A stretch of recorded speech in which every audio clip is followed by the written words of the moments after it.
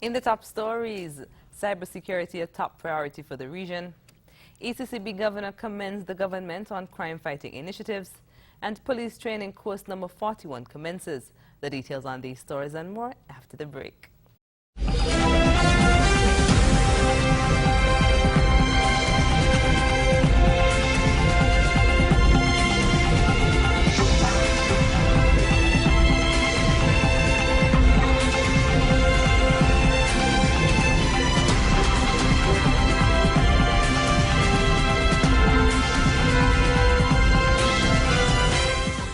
Hello and welcome to the ZIZ Channel 5 newscast. I'm Carla Barrage. Prime Minister Dr. the Honorable Timothy Harris, in his capacity as chairman of the Regional Security System, RSS Council of Ministers, says the Council of Ministers has agreed to establish a cybercrime laboratory at the RSS headquarters in Barbados. Speaking at the recently held RSS Council of Ministers meeting, Prime Minister Harris said the cybercrime laboratory is necessary in light of the situations that have emerged the world over that has transboundary implications, and therefore all of us have to be ready. We would therefore want to charge the Executive Director to be expeditious in ensuring that the Cyber Investigations Lab is established and functioning as a matter of urgency during the course of the year. The issues, of course, are very significant, and there's a lot of havoc, if you will, being caused in people's life as a result of fraudulent and other activity taking place in the cyber world. Significant number of persons within St. Kitts, within the region, have become victims of appeals and cyberspace for people to put up money for one reason or the other. Prime Minister Harris's tenure as RSS Council of Ministers chairman ends on March 31st of this year. The Team Unity government recently came in for high praise from the governor of the Eastern Caribbean Central Bank, ECCB, Timothy Antoine, for its ramped-up efforts in the fight against crime. Governor Antoine's commendations came during the 2017 Officers' Mess Dinner and Awards ceremony held at the St. Kitts Marriott Resort on Friday, 17th March 2017. The ECCB official singled out the government's move to allocate $72 million to the Ministry of National Security in 2017, which represents the largest yearly budgetary allocation to that ministry. There is more help today than ever before. In the Federation of St. Kitts and Nevis, for example, I'm advised that the 2017 budget provides $72 million to deal with security. Double, as I understand it, Prime Minister, the allocation for 2015 and 2016. We think that's a good move, and we want to encourage governments to continue to invest in this area. In the interest of advancing national security, Governor Antoine called for an increase in police presence on the streets and further investments in technology, not only by security forces, but also by private citizens and the business community. I want to encourage the continued use of situational prevention strategies, such as ramped-up police presence, and we've seen the effect of that on suppression of crime in the Federation and elsewhere. The use of CCTV, and I want to thank the government for the initiative to give tax breaks on that, to give householders and corporate house businesses, firms, a chance to be able to acquire the technology without paying taxes. Governor of the Eastern Caribbean Central Bank, Timothy Antoine. 34 police constables have taken on the initiative to serve the Federation of St. Kitts and Nevis as members of the Royal St. Christopher and Nevis Police Force. Shira Flanders tells us more. Service to country is on the upswing with the nation's youth as 34 recruits committed themselves to participate in the 26 weeks police training course number 41 during an opening ceremony at the police training complex on Monday morning. While addressing the recruits, Commissioner of Police Ian Quigley commended them for taking on the initiative to serve. To commend you on the initiative to come forward and serve your country in such a capacity as a police officer. Persons join the force for varying reasons, but it is my fervent hope that all of you gathered here today have come into this establishment for the right reasons, and that is to serve and protect our nation. Commissioner Quealy told the recruits that they should expect a stronger bond after graduating at the end of the course. We're here now as a very diverse group, but within the next few months, because I say few months because they will go by so quickly, you should be coming out as a unit, much more close-knit. And during his brief address, Permanent Secretary in the Ministry of National Security, Osmond Petty, commended the women for considering a career in the male-dominated field. This is a tough organization, and we need people who are physically fit. We need people who are mentally fit. And so we would want a police force which have a good or acceptable ratio of females, but we also want people who are going to go the full course. And so I want to congratulate especially the females who have been selected. Some of them, I think, I see familiar names here who go a couple of years back, so it means you've been really recruits for a while, or in the police force for a while before you've been trained. The police training course number 41 consists of 9 women constables and 25 males. Training class 41 follows the passing out of a police class in July 2016 and the passing out for the Defense Force class in December. The opening ceremony was chaired by Public Relations Officer in the Royal St. Christopher and Nevis Police Force, Grell Brown. Reporting for ZIZ News, I am Shaira Flanders. After the break, Sir Probin Innes remembered, and a new black sand swimsuit queen has been crowned. We'll tell you more when we come back.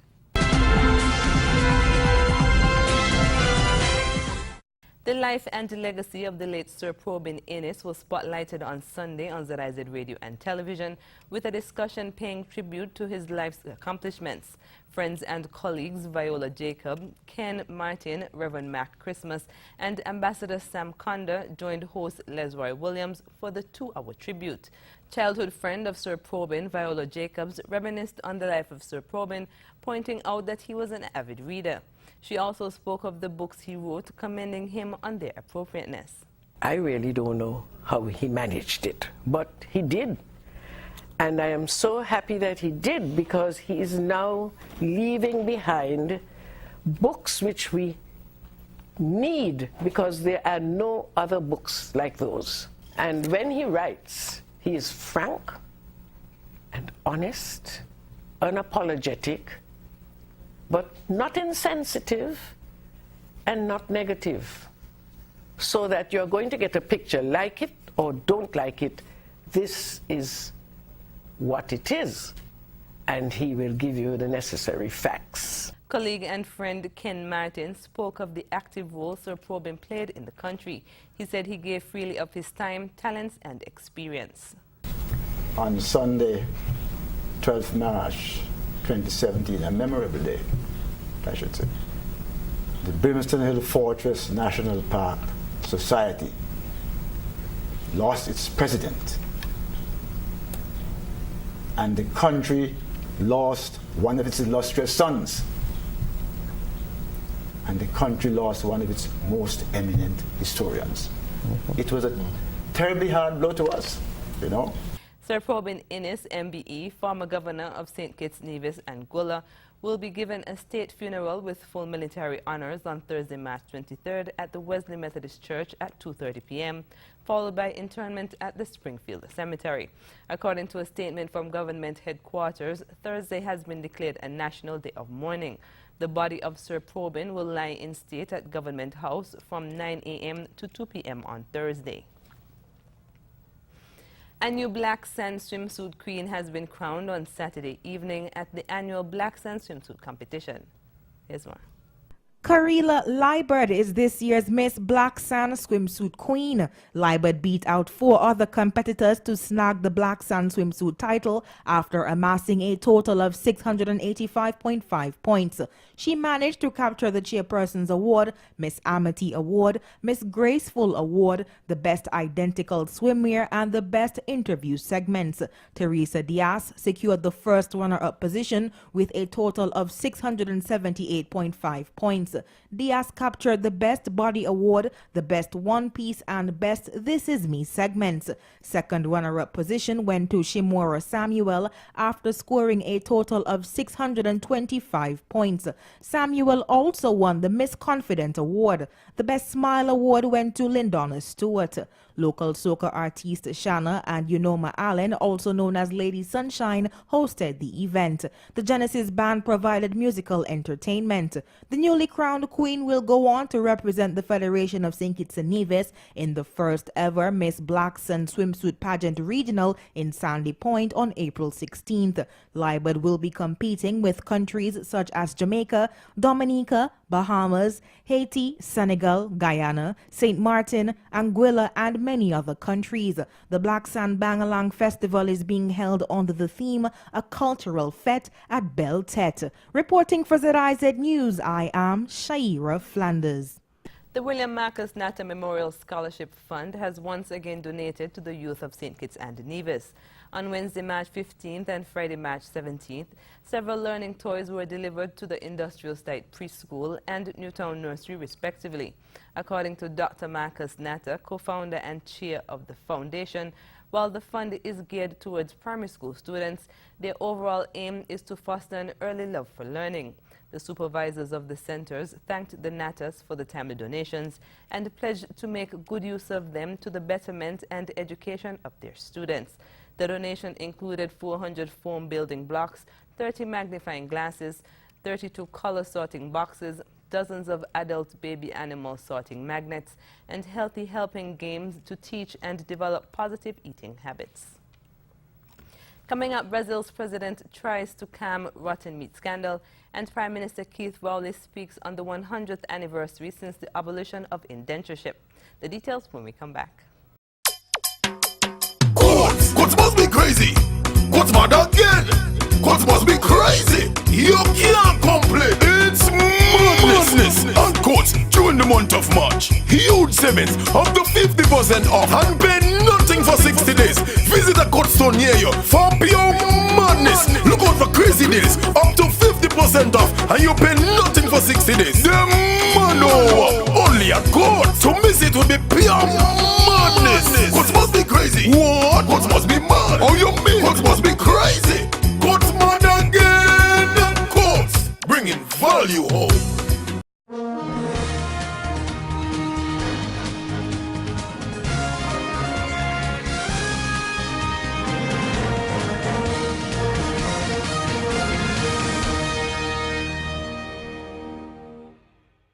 Brazilian President Michel Temer has held emergency talks with global business executives to try to convince them his country's meat exports are safe.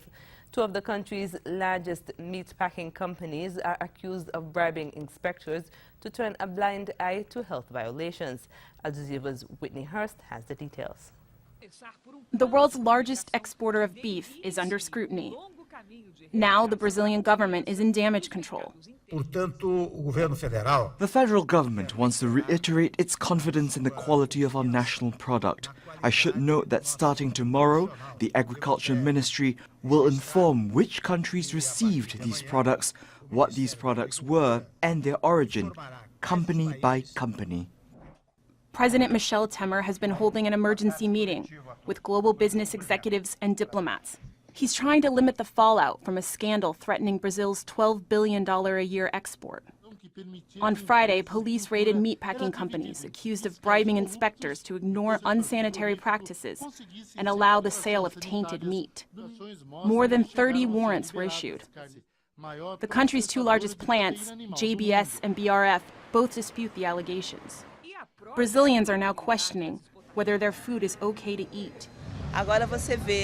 You see, we're struggling. We pay our taxes, and why? To consume rotten products? It's awful. The authorities should take measures. It's what we expect. I won't eat any of it. I haven't bought any, and I won't buy any more until the problem is resolved. More than 150 countries import Brazilian meat. China and the European Union are the biggest buyers. The scandal has left people at home and around the world with a bad taste in their mouth. Whitney Hurst, Al Jazeera. Trinidad and Tobago's Prime Minister Keith Rowley says he looks to the future to strengthening relations between Trinidad and Tobago and India. CNews' Janine Brown reports. Sometimes the struggles of indentured workers are viewed as insignificant when compared to the nightmare that was the slave trade. But according to Prime Minister Dr. Keith Rowley, the plight of indentured laborers must not be belittled. Hardly better, because it was based largely on human relationships, and the history would show it was colored and pasted by man's inhumanity to man. Dr. Rowley said despite this struggle, there is good that came out of this horrendous part of history. At the end of 1917, many, I should say most, chose to remain in Trinidad and Tobago. And for that, this nation is eternally grateful. Referring to India as a big sister in a very turbulent world, the Prime Minister said he looks forward to further strengthening ties between both nations. Today, technology allows us to be in touch physically, in hours, and on our laptops, or cell phones, or tablets, virtually instantaneously. So we have no excuse to not strengthen our bond. Last night's event also saw members of Parliament from the Government of India in attendance, as well as cultural forms of entertainment. From the ancient country beyond Kalapani, only half the story, but a secret voice was singing that they need you. So we're sending you.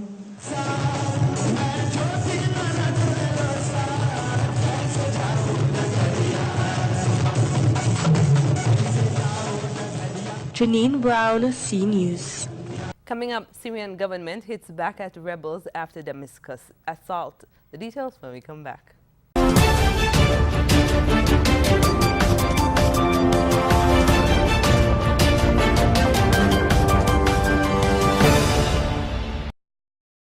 Snakes bite tens of thousands of people every year across Africa. And in Kenya, many people die or lose their limbs because they have no access to effective antidotes. The situation is especially dire in remote areas. More in this report. Brian Karisa is lucky to be alive. He's at a public hospital at the coastal town of Malindi. He was bitten by a poisonous snake and referred here from another health center that had no antivenom to treat him. Hospital officials say there are about 10 such cases every month. Some people don't survive. Doctors here don't use this medicine they have from India because they say it doesn't work. So every time there's a patient, they order supplies from a private snake farm 30 minutes drive away.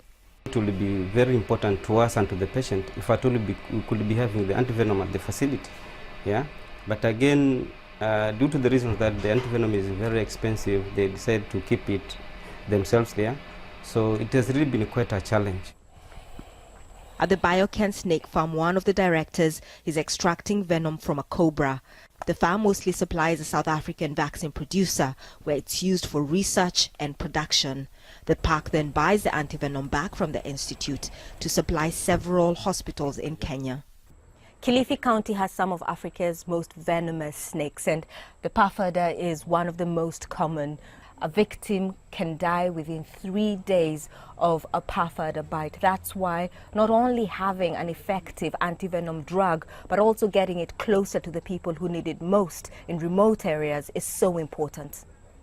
Tens of thousands of snakebite victims in Africa die or lose their limbs every year. Yet the World Health Organization classifies this as a neglected tropical disease. And only about 20,000 vials of antivenom are produced annually. What has happened on the negative side is there's a lot of, I would say, either inappropriate or substandard antivenoms that have come into the market to fill the void. It doesn't make sense to bring an antivenom here that is not made from snakes that are here. People who live in villages far from health centers are most at risk. James Charom Ramba lost his leg when he was just 13 because it took too long for him to get medical treatment. 28 years later, in 2015, Mapenzi Juma and her little sister's father was killed by a snake. When he was bitten, he came home running. My mother took him to the dispensary, but there was no medicine. So they put him in an ambulance to the hospital in Malindi, but he died before he could get his antivenom shot. Back at the Malindi hospital, a new patient has just been brought in. Onesimus Kombe's hand is already swelling. The bite marks are clear. He is lucky to receive the right treatment at the right time in the right place, unlike hundreds of others who either can't access or afford the medicine. Catherine Soy, Al Jazeera, Kilifi County at the Kenyan coast. Syrian state media says government forces have retaken areas near the capital Damascus that were seized by opposition fighters on Sunday.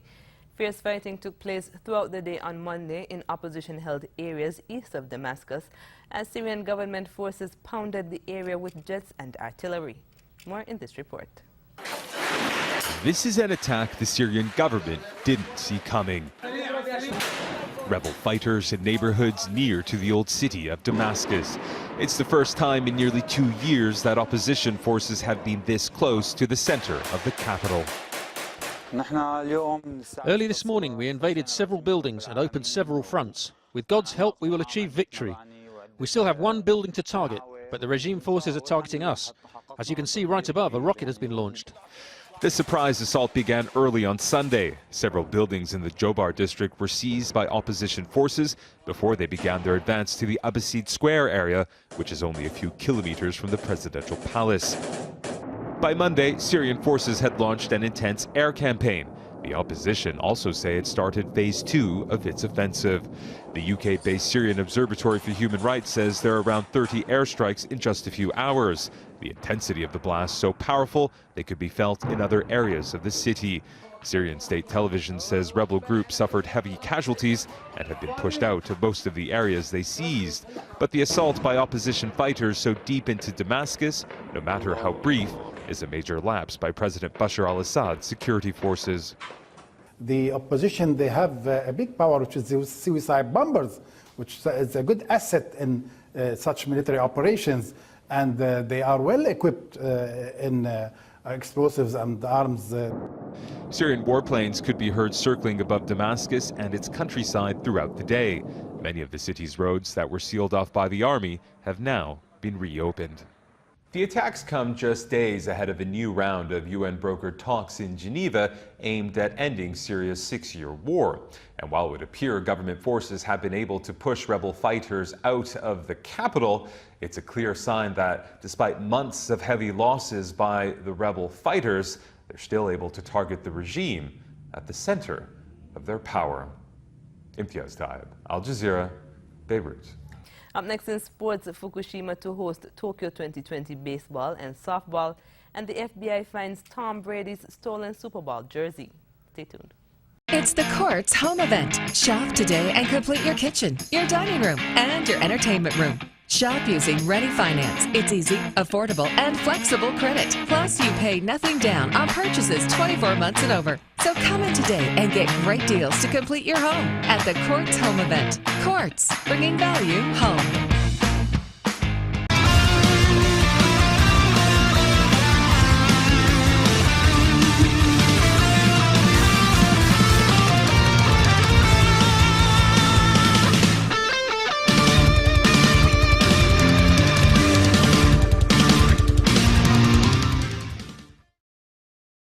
Fukushima has been chosen to host baseball and softball matches at the 2020 Tokyo Olympics, organizers said on Friday, a move they hope will boost the region's recovery from the March 2011 nuclear disaster. Here's more.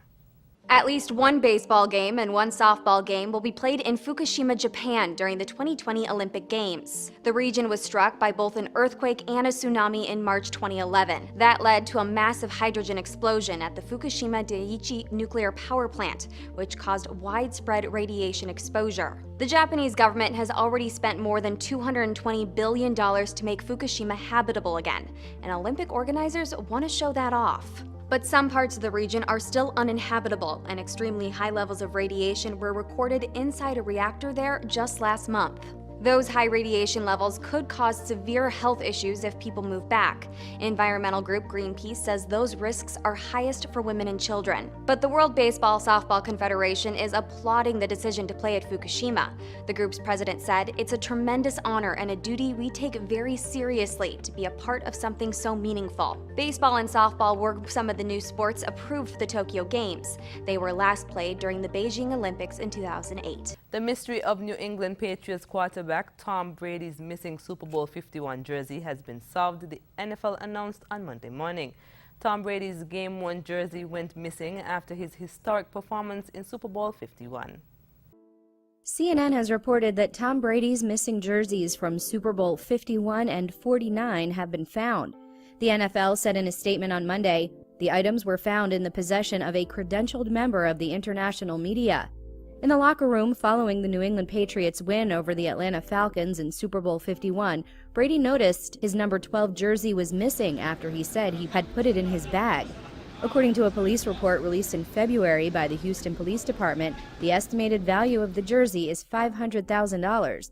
Houston Police Chief Art Acevedo said in a tweet that the jersey was traced to Mexico and that it was recovered with the, quote, help of FBI and Mexican authorities.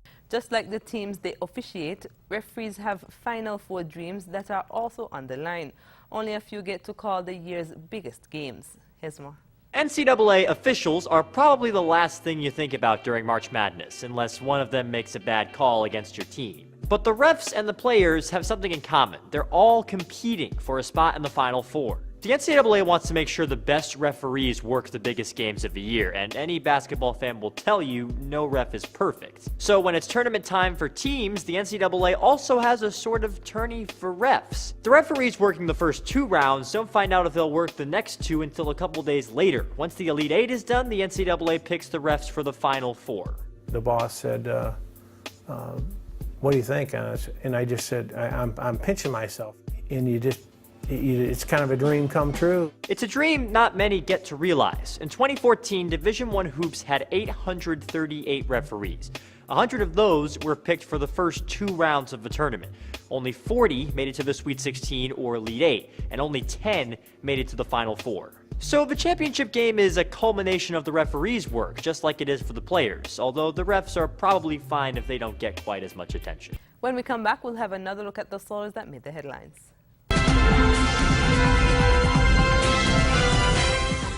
Recapping the top stories. Cybersecurity a top priority for the region. ECCB governor commends the government on crime-fighting initiatives. And police training course number 41 commences. And that's the end of the ZIZ Channel 5 newscast. Thank you for joining us. I'm Carla Verage. Goodbye.